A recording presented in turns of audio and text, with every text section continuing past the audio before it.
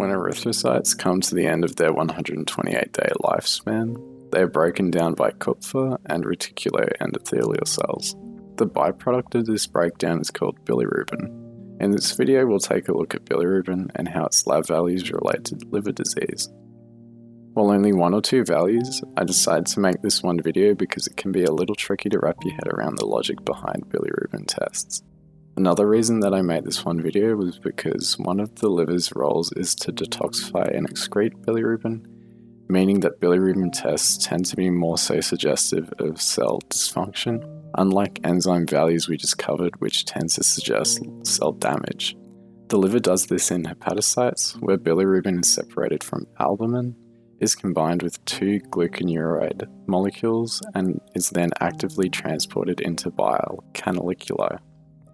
There are two types of bilirubin fractions reflecting the balance between production and excretion of bile. The indirect fraction consists of unconjugated bilirubin. This type is mainly produced by the reticuloendothelial systems of the spleen, kidneys, and liver.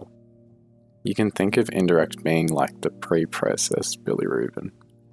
The direct fraction consists of the conjugated bilirubin that's being processed by hepatocytes. Logically, total bilirubin is a combination of the two, and in a normal state doesn't exceed 1.1 milligrams per deciliter. If a disease state caused a huge increase in the number of red blood cells being broken down, such as in hemolytic diseases, the liver would be overburdened with unconjugated bilirubin. It follows that you'd then see an increase in the indirect bilirubin lab tests. If a disease state caused dysfunction in the liver's ability to conjugate, such as in Gilbert syndrome or Crigler-Najjar syndrome, you'd also see an increase in the indirect bilirubin. It's common for lab reports to not state the indirect bilirubin, so if you ever need, you can calculate it out by simply subtracting the direct value from the total.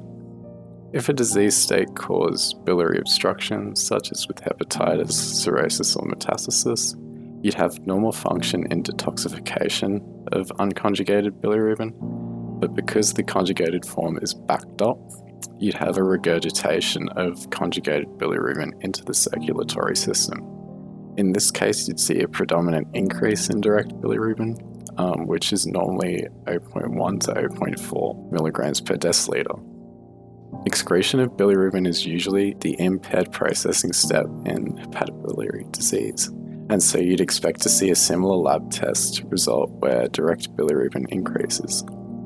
Even though direct bilirubin increases in both types of disease states, biliary obstruction is possible to separate from hepatobiliary disease by using the total bilirubin. If total serum bilirubin is greater than 35 milligrams per deciliter, the cause is likely to be hepatobiliary.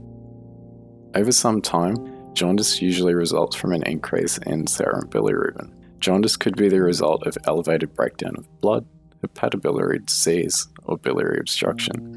As was mentioned in the video on enzymes, we'd normally use liver enzyme tests, particularly alanine aminotransferase, to differentiate the cause of jaundice. So yeah, that's all from me on bilirubin. Cheers.